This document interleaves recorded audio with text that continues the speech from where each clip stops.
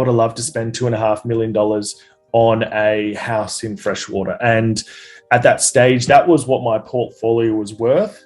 But I was living in a share house, in a share apartment, renting a room, because I would rather spend $250 on a room and have 4 properties that all had income coming in, and I was positive cash flow and continued to, I still had to, that $2.5 million worth of property, but other people were paying my mortgage.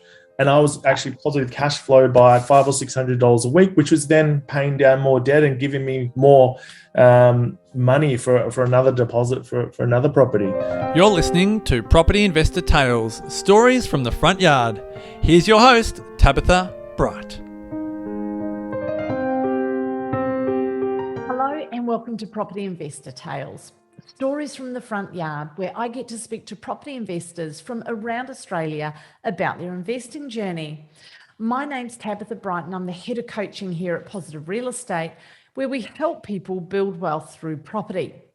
With over 8,000 clients across Australia and New Zealand, there are some incredible stories to tell, which hopefully make your investing journey that little bit easier and will inspire you along the way.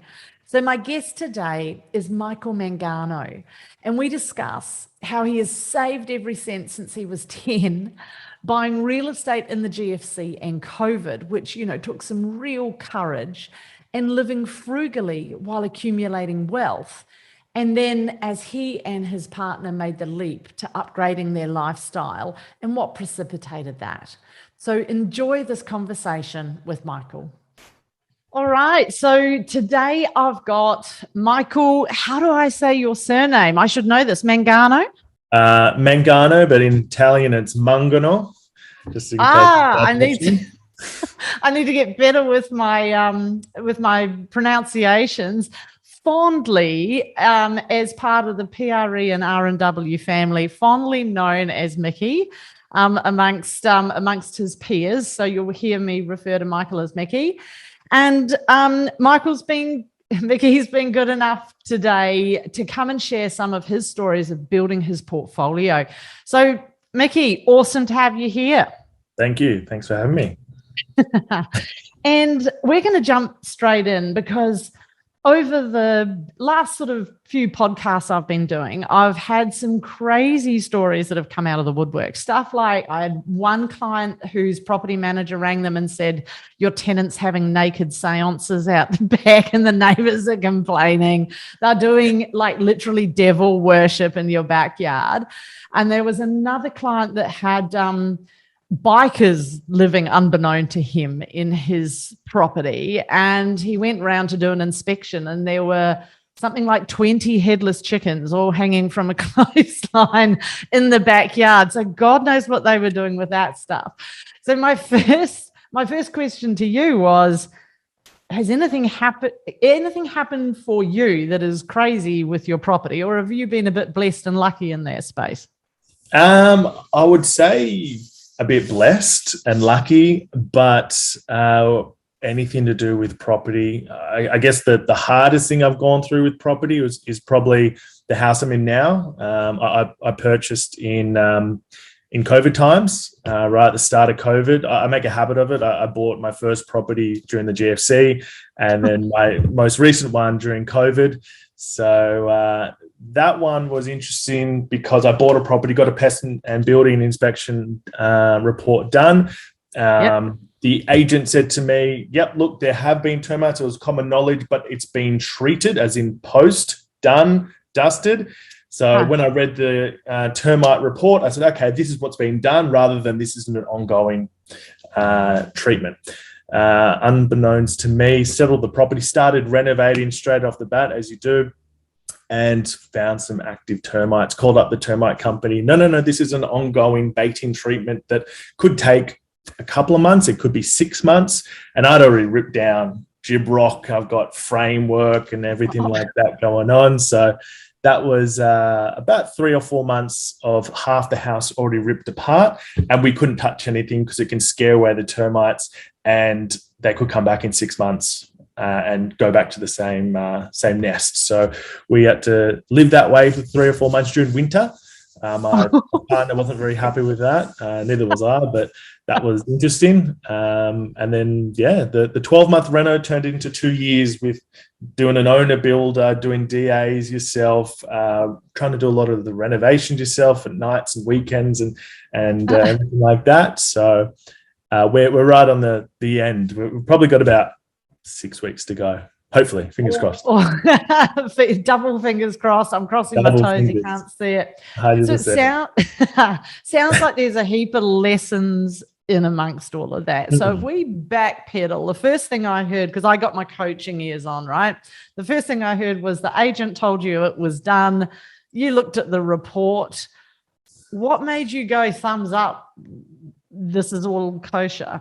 Because whenever I hear an agent say it's all good, that's when I start to double down. I think it was more along the lines of I knew there was an issue, and I did my DD. I got the building inspection report, the termite report. I knew there had been termites, and that was like a known, but it's how you read that report, and you sort of have a little bit of trust going, okay, well, there have been termites. It's done, but maybe I should have. I called up the builder actually, just have a chat about that. But I should have really had a chat to the termite people and the pest people and clarify the situation on that front, which I've learnt my lesson.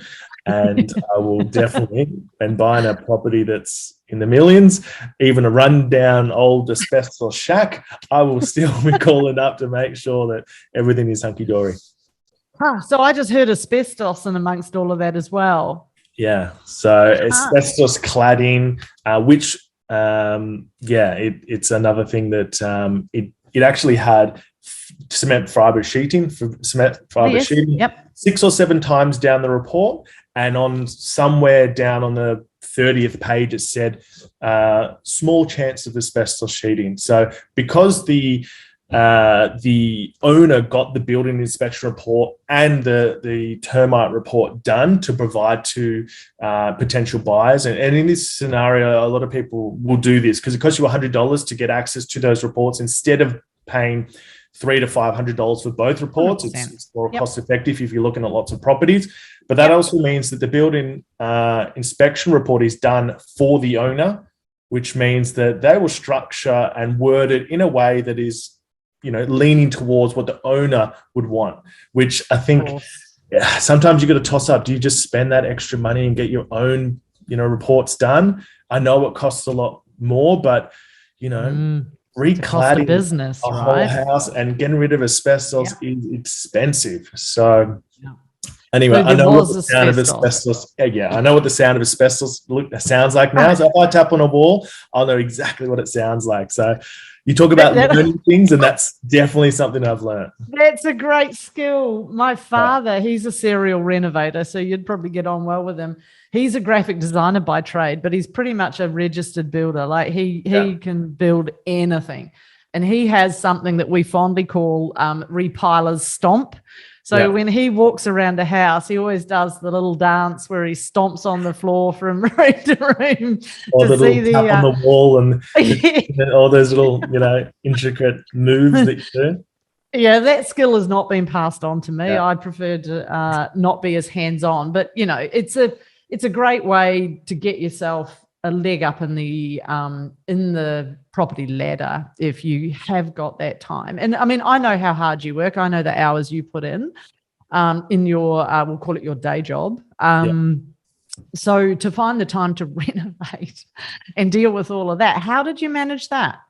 I think it's about just making the time. I would do, I remember when I first bought the place, this is the first room we did. I'm sitting at the moment in our master bedroom. I've got a desk here for the moment while I'm repainting one of our bedrooms at the moment, which is usually my study. And I would be in here till midnight, just, sanding back walls, re-gibrocking, patching, painting. I just made the time at night or every weekend. It was also COVID time, so it was perfect because I couldn't go out. Like, we're at home, and I had a set budget. Why would I go spend money going to a pub or anything like that? And I'm not someone who buys new stuff anyway, so I'm not the best dressed, and I don't have all the latest gadgets. So every dollar is spent at the moment to finish a renovation, or started at that stage. Interesting. And so this, I didn't know that about you, because I think you're pretty smartly dressed most of the time. You're just trying to flatter me. I understand. Oh, I have to flatter you. You're doing this podcast. I'm so appreciative. I really appreciate you sharing, because I was saying to Sam I had a gap, and he was like, you got to interview Mickey. And I was like, okay, cool. What's Mickey done? He was like, oh, man, he's done so much. He's done so well. I'm really proud of him. And to have that accolade from Sam is massive for a starting point, and to be okay to share it, because a lot of people don't want to share and put out what they've achieved out there. And so what I'm hearing from you, because I'm beginning to get a bit of a theme happening, I've done, I don't know, maybe 25, 26 podcasts, and there's some commonalities and some themes that flow through this. One of the things is the people that are successful have some rules around what they spend money on and what they do with their time. And their rules might be slightly different, but there is that common theme coming through. So you don't necessarily have all the latest gadgets. You don't spend a lot of money on, I don't know, I don't even know the brands. I'm a bit like you. You mean Target? Hey? Target? That's my brand. Target to you. Target to you. Yes, Target. The car I drive, I actually splurged to get the car I wanted, but it's now 8 years old, and it's keeps getting dinged, and it's full of freaking dirt. So, I am a big 16-year-old car here. Oh. The last one I had, I drove until it started smoking, and I figured that wasn't very good for the environment. So, I think you do have to be really conscious of what you spend your money on. And I think that it's not about not having fun and not enjoying life, because you've done a lot. So take me through. You bought your first property at 20. Yep. And then what happened? Well, a month after I settled the property, I'd already booked an overseas holiday with one of my best mates, and I'd never been overseas before, didn't know what it was going to be like, and I was a fresh-faced 20-year-old who was taking a holiday, in essence. And I landed in Thailand and Laos. I did a month over there.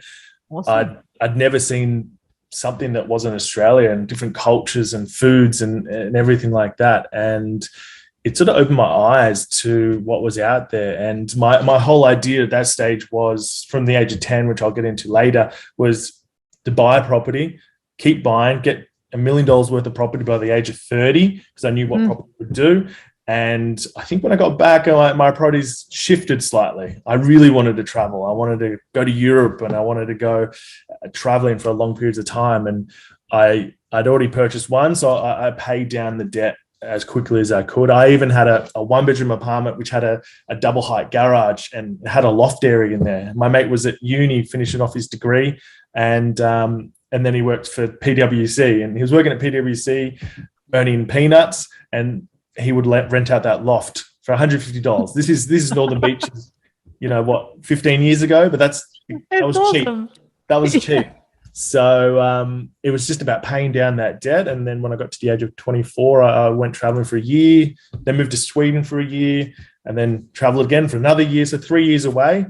And that sort of changed my perspective on what I wanted to do. But I still came back from traveling not really knowing what I wanted to do. And I hopped into a couple of jobs, one being in the solar industry for a while, and another one for recruitment, which I hate recruitment. It was just the worst job ever. Sorry for any recruiters out there, but you do a great job, and I would never want to go back into that industry ever again. But then ended up bumping into someone I went to primary school with, actually, and that's Brennan Latimer. I didn't know you went to primary school with Brenno. I did. So we used to jump on our skateboards and skate around his street and go through the garage into the back grass through his house. Bumped into him when I was out, and we had a chat, and he tried to recruit me, and I said, thank you, but no thank you. I wouldn't want to work with friends. And long story short, I ended up going for a couple of other interviews with other agencies for similar roles and asked for his opinion. And popped into the office and actually got interviewed by Sam. And I wasn't here for an interview, I was just here for a chat to get his insight into these other companies, but found that what he had there was tenfold better than what I'd been offered elsewhere. So we started that conversation and been here 6 years. Wow, fantastic. Yeah. And it's been awesome working with you over the years. You and I are we talk about whether you bleed blue or you're R&W red, but really we're far more interconnected than we ever used to be. And we rely heavily on you guys, from your property management to resales for clients to market information and so forth. It's awesome having you guys as part of our team, and understanding the retail market is so different for somebody like myself who's never been a retail agent. Understanding the retail world is super important. Your goals when you were 20, because you're 35 today. Yep. Tell me about, what were your goals when you were 20? You bought this property. I mean, that's a big purchase for a young person about to go overseas. Yeah. So that takes some courage. Yep. Well, I'd been saving since I was about 10, and every bit of Christmas money or every job I had since I was 12, paper runs and working at Woolies or Food Works or hospitality or anything, all my money went towards that. Yeah, well, long story short on that one, my parents split when I was 10, and that's when I went into our local paper, which is the Manly Daily, with a highlighter, and I'd be looking for an apartment for my dad. He ended up buying a 2-bedroom apartment that I'd highlighted and did all that in Avalon, and then ended up finding his house in Bugola Plateau. So he bought that in 1999 for $499,000. Wish you could buy one for that price now. They're probably worth anywhere from $2.5 to $3 million for that same property in 22 years. So a bit of growth there. That's nothing. But even when we were looking at 1997 and 1998, they were 350 and they jumped to 500. So even in that time period. So I guess I saw that and I thought, well, if that can be so much of a wealth creation strategy, just to buy something and hold it and buy good property, and how else are you going to earn money, save 20% of your wage, and is that going to get you through and allow you to do what you want with your life? Not at all. You've got to invest. That's quite a unique outlook for a 10-year-old. Well, I knew I liked property as well. It was, it excited me when I was doing it. So I always knew I wanted to buy property. So it was, I guess, again, I never bought the new phones, computers, clothes, everything like that. So it was all saving. And I guess when you come from that sort of mindset, Italian dad who's, property, mum was quite savvy. Pay it off. Yep. Yeah. So they were always along that same lines of save your money, buy a property, everything like that, which is lucky for me because I liked it as well. And I had that backing and that education around that of, it will do well. Because otherwise, I met so many people traveling who they're getting back home with not a dollar in their bank account or not knowing what they're going to do.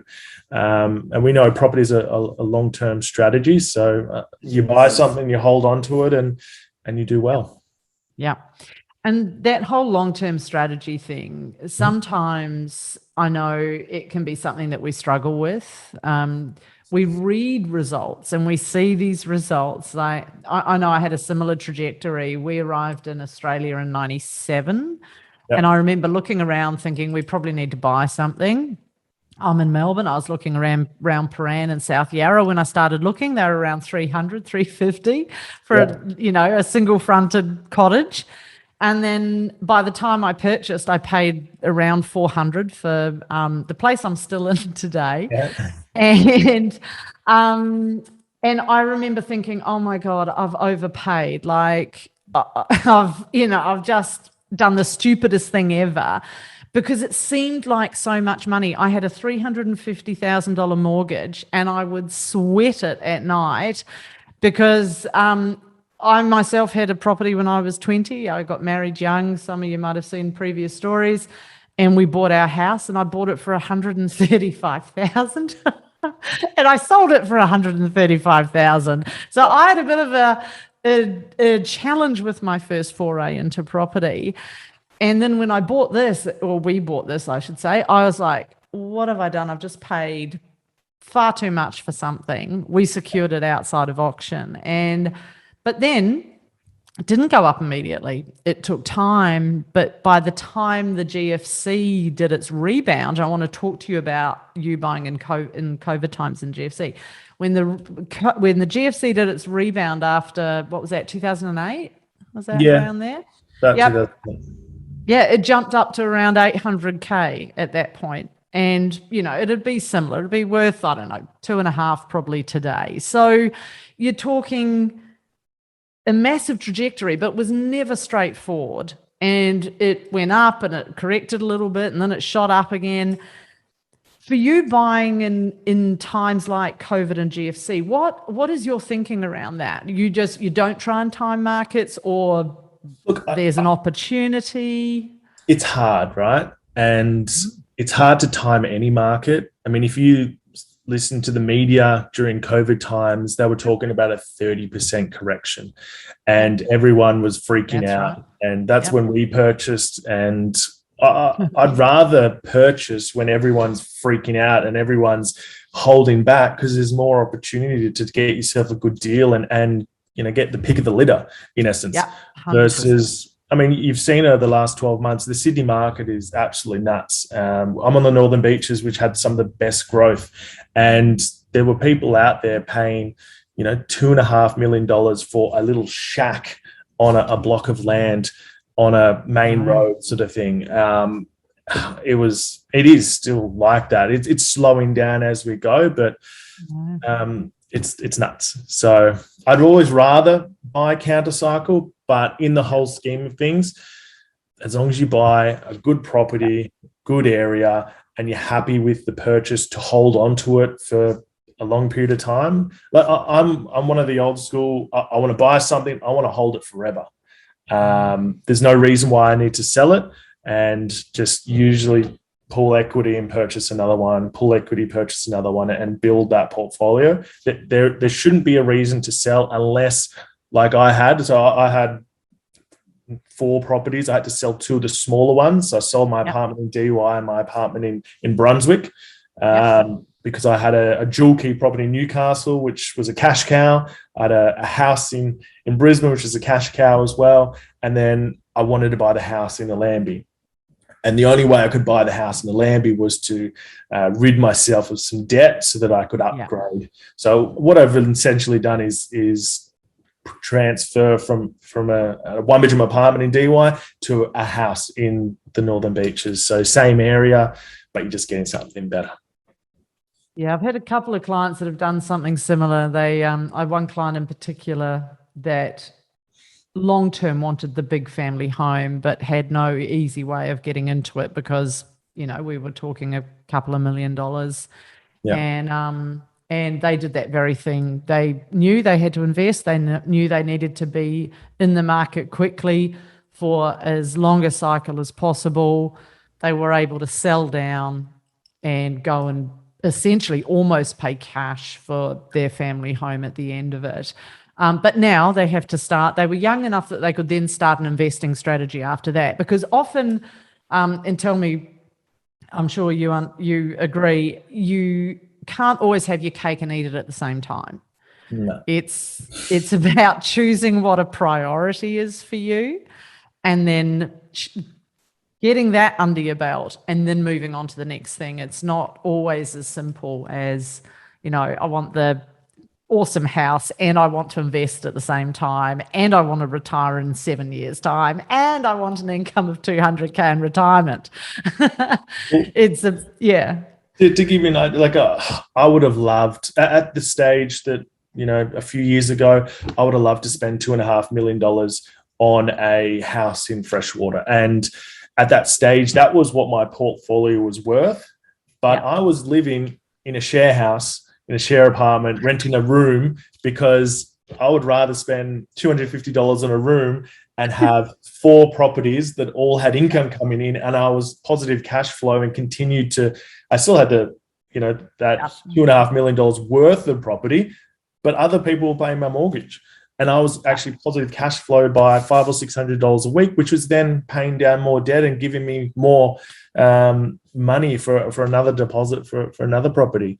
So, perfect. Or I could have bought the $2.5 million property, and little old me's trying to pay that mortgage by himself. So things have changed over the last, 3-4 years. Met my partner, we bought this place, but obviously priorities change there as well. Yeah, you want to live in a share house, but you do it while you can, and you pay off as much debt, you get as much property as you can, and hold on to as much of that as you can as well. Wise words, my friend. I know. I always joke that Vin and I lived like students for 20 years while we invested.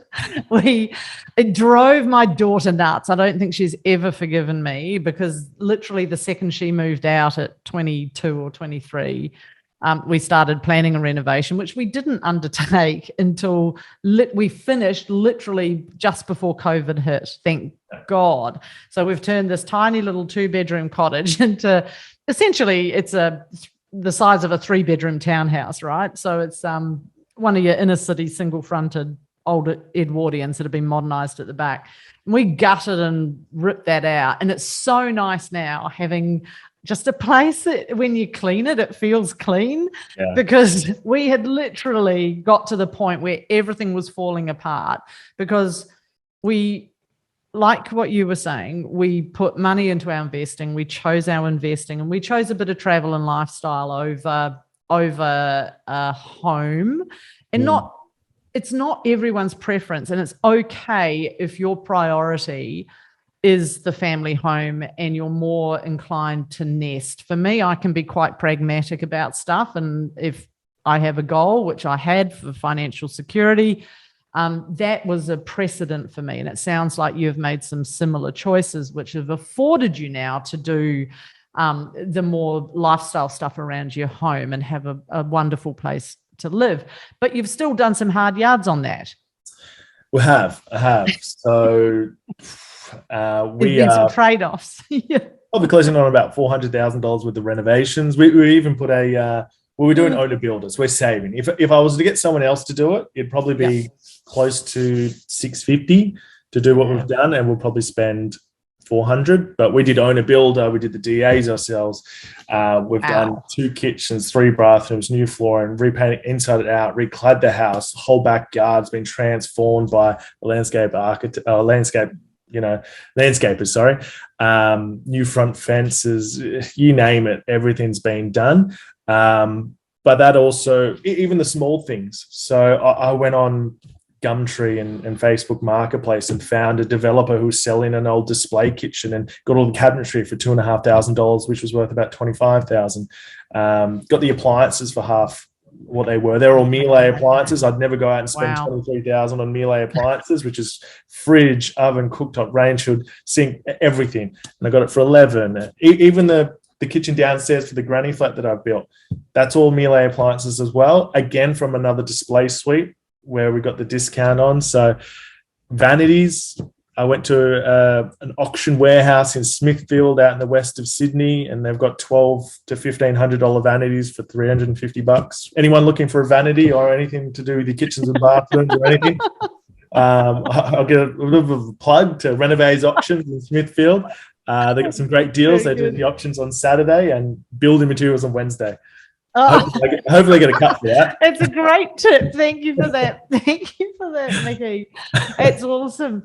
And how do you think and this isn't a leading question, I'm just genuinely curious, has being in the environment, being surrounded by people like Breno, Sam Saggers and so forth, has that given you a different outlook on your original strategy, or have you still pretty much followed essentially, what you learned from your father around money habits, investing? Tell me a little bit about that. Yeah, no pressure. I don't think I would have purchased interstate if it wasn't, or even probably outside of Sydney, to be completely honest. Look, I still would have done really well. Cash flow wise, it would have been a different story because, I mean, I purchased a dual key property in Newcastle, which is something like a 7.5% yield at the moment, which was bought in 2017. Nice. So same thing with the house in Brisbane. I mean, I think I would have definitely just bought Northern Beaches, and I would have done well, but I would have been putting my hand in my pocket every week to do that. Would have slowed you down, maybe. Yeah, I would have had to buy apartments. I wouldn't have been able to buy houses. They're just too expensive at that stage. So it would have changed my lifestyle. I would have had to really, instead of earning money every week, $500-600 a week, I would have been paying $500 or $600 a week to pay my debt on my investments. So it would have been different. It'd be interesting. Interesting. So, I'm just always interested to see, how it's changed people's psychology around their investing. Yeah. And I heard you say something that I just want to hone in on. I heard you say granny flat downstairs. Yeah. So even though you've got the dream home, you're still looking at cash flow options for yourself. This is what I love about what you're doing. Well, look, purchase the property with the understanding that we'll start a family, and to do that, we'll obviously drop onto one income. The last thing you need to really worry about when you're having a family and you've got kids is look, does your partner need to go back to work? And sometimes you don't want them to have to go back to work. You want them to be able to, be with the kids and not have to go to childcare, or instead go to play dates with other people's kids instead, so that when they go to primary school, hey, that's a different story at that stage. The kids have had all the nurturing they could ever want, and then you can make a decision at that stage to do what you want. So look, what we'll do with the granny flat after that whole, who knows when that's all going to be finished. But for the short term, it fit in with what we wanted to do with our life. We don't want to stress about money. We want to, go through the next decade of, do we want a new couch? Hey, we can afford it because the tenant downstairs is paying half of our mortgage. Do we want to go on a holiday, or do we need to upgrade the car? It's not about that.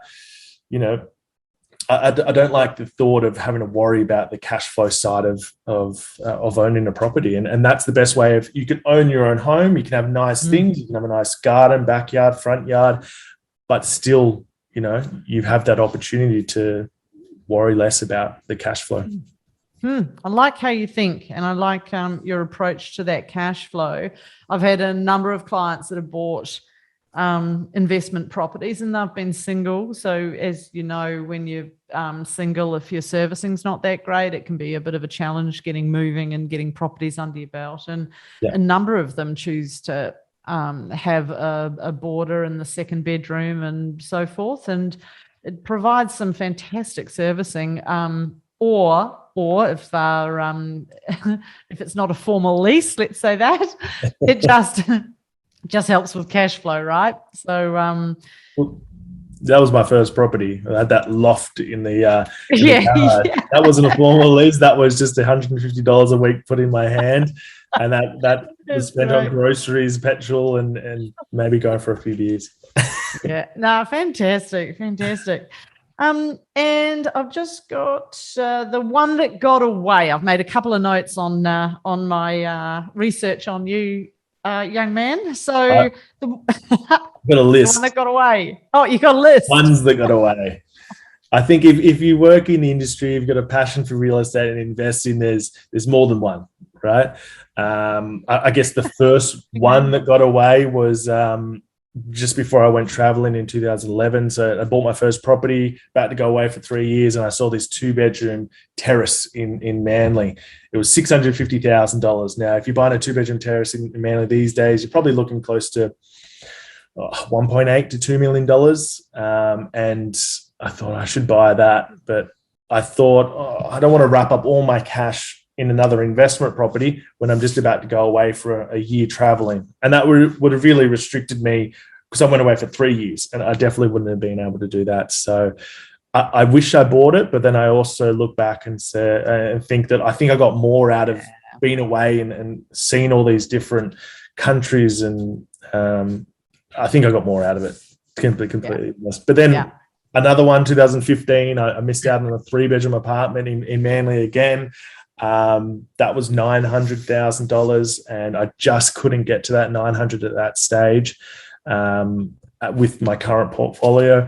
And I think there was also 2015 a house in Freshwater on a main road, but that was $990, I think it was.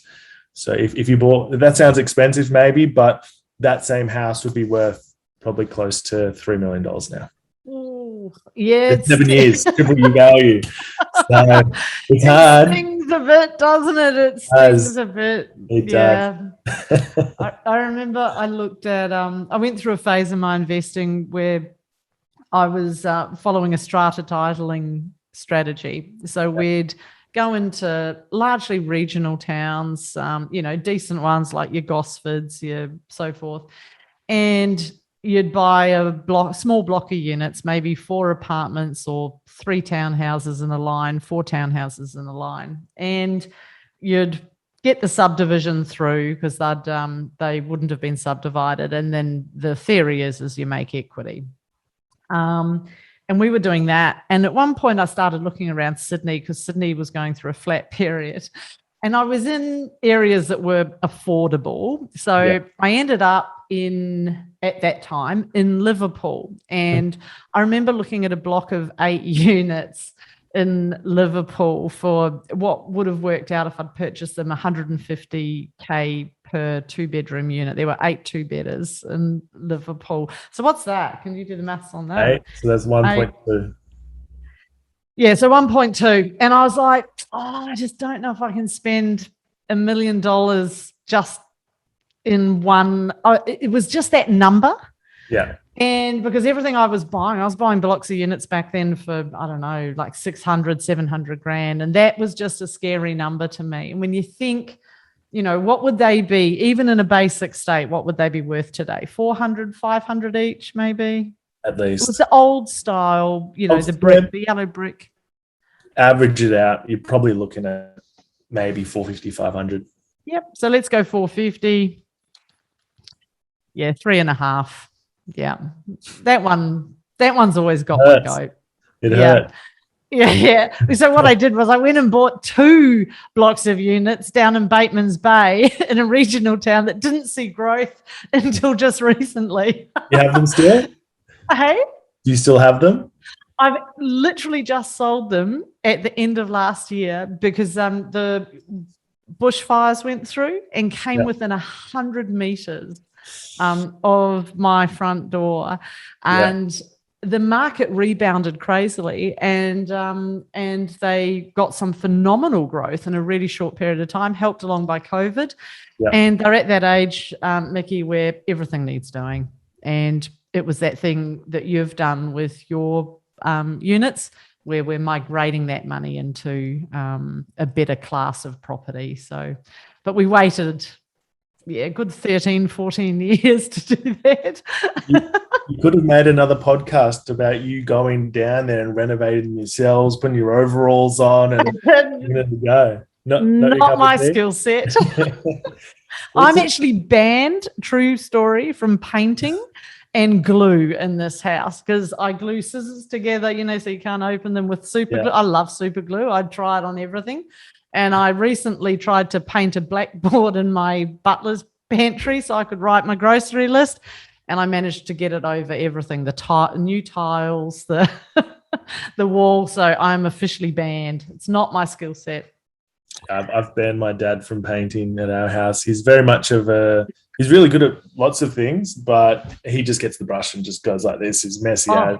I can't stand it. I can't be asked. I do not have an attention for detail. I need that. I need to be able to do it, and I won't let anyone else do it now because I just seen so many people just not do it to the quality that I want. So I was like, nah, everyone stand back. Like, don't worry about coming over. I'll just do it. I need to do it in my way. You're exactly the same as my husband. Can I tell you, when we bought this place, it had been that the person that had it had taken out all the old windows and put the aluminium sliding ones in. It's Edwardian. So we went through and put the Edwardian windows back in, and we had to paint them. So I start painting and I'm like, this is, excuse my French, this is boring. So I start doing this, right? I paint all over the hinges, everything. I just mask like absolute crap. And my husband takes one look at it and he takes the paintbrush out of my hand and he said, why don't you go and have a cup of tea? I can see you're tired. And I was like, gosh, that's nice. I come back in with my cup of tea. He's taken the windows off the hinges, pulled them all out, is sanding down all of the stuff that I've painted. And he's like, you just don't even come near it. He had to sand them all right down and repaint them from scratch and reattach them to the house. So yeah, painting and me. I had the first time that my partner Samantha started to help with some of the painting, and I saw what she was doing. And she's good, but not, I won't badmouth her. But we had the conversation about redistributing the chores in a way where, how about I just continue painting, because you don't want to be reaching up and stretching the paint fumes. You don't like them, so why don't you go do something in the other room, and I'll keep going with this. So in a nice way. I'm good at knocking shit out. Give me something to demolish. Although I am known for hurting myself. So the classic. If you could give your younger self some advice, knowing what you know today, what would you say to young Mickey? Oh, look, I came close when I first purchased my first property, which is a 1-bedroom apartment in DY, to stretching by another $80,000, because it was $320,000. I could have maybe got to the $400,000, and there was a 2-bedroom apartment with no kitchen. It'd been ripped out by someone who got halfway through a reno and abandoned it. And I wish I'd stretched to that one. And I think the big lesson out of that is to always stretch and strive for the slightly better property in the slightly better suburb. And better suburb doesn't mean the best suburb on the peninsula or wherever you live. It might be the bridesmaid suburb, the one that's right next door to that one. So it could be the worst suburb in the best region or something like that. So try and stretch, especially for the first one, because it's going to be a long time sometimes between your first and your second. You have to create more equity from property growth or savings. So if you're talking about stretching an extra 20%, and you can do it, go for the better quality property to start with, because it might be 3 years between the first and second. So that would be my best advice. That's a good lesson. It comes down to mindset and fear.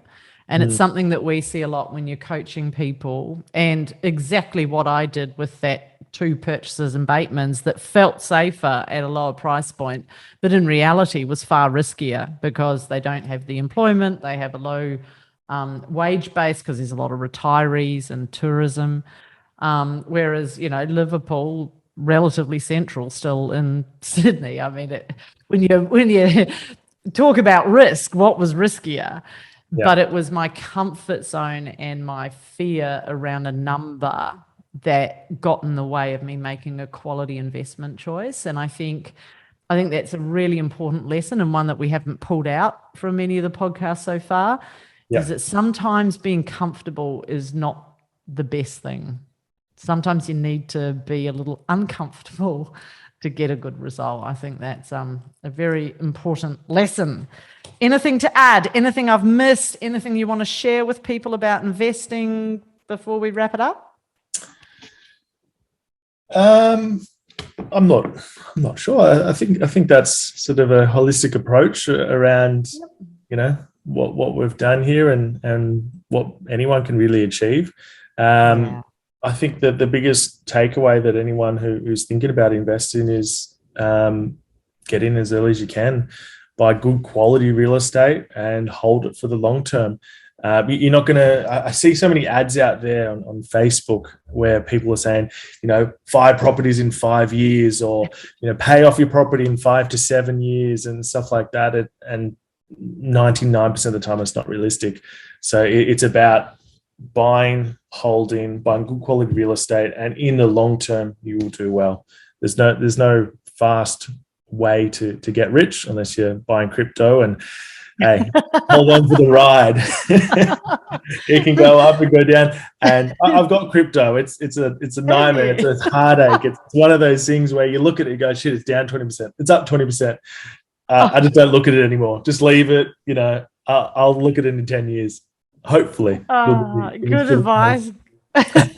I don't have any crypto. I'm being 53. I'm at that stage where I am being a little bit more conservative about my approach with my investing and anything I'm doing.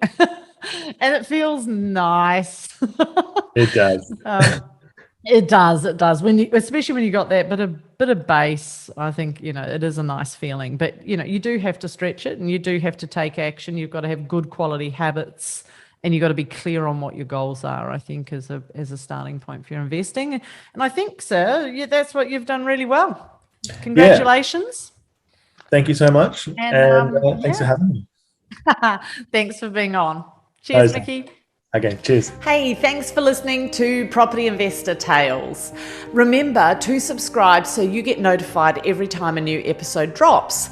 As you can guess, I love hearing people's property investor tales. So if you'd like to share yours, then please get in touch with me via email at propertyinvestortales@positivementor.com.au. We would also love your feedback, and I would appreciate a 5-star review over on Apple Podcasts or Spotify. Remember, you can watch all of these podcasts over on YouTube at Positive Mentor or at positivementor.com.au. Until then, take care, happy investing, and bye for now.